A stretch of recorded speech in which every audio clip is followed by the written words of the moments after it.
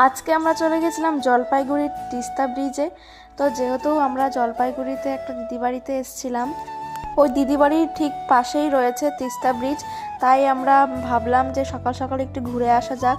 তাই আজকে আমরা চলে এসেছিলাম, আমরা বলতে আমি, বর আর ভাগ্নে, এই তিনজন মিলে আমরা চলে এসেছিলাম। তো প্রথমেই আমরা দেখতে পেলাম বিভিন্ন ঠাকুরের মূর্তি। তো এখানে প্রণাম করার পর আমরা চলে এসেছি ব্রিজের নিচে। তো যেহেতু আমরা সকালের দিকে বেরিয়েছিলাম, তাই কিন্তু ঠান্ডা ঠান্ডা হাওয়া দিচ্ছিল, তাই কিন্তু কানে একটা স্টোল বেঁধে নিয়েছিলাম। আর এই ওয়েদারটা কিন্তু গরমকালে খুবই ভালো লাগবে, এত সুন্দর হাওয়া দিচ্ছিল। যেহেতু শীতকাল, তাই একটু ঠান্ডা লাগছিল। তারপর আমরা এখানে কিছু ফটো আর ভিডিও তুলে নিচ্ছিলাম। আর এই গাছটাতে দেখো কত কুল হয়েছে, যেহেতু পাকেনি আর কিছুদিন পরে পেকে যাবে। আমরা এখন হেঁটে হেঁটে যাচ্ছি ওই সামনের রেল ব্রিজটাতে। তো এখানে আমরা কয়েকটা ফটো তুলবো।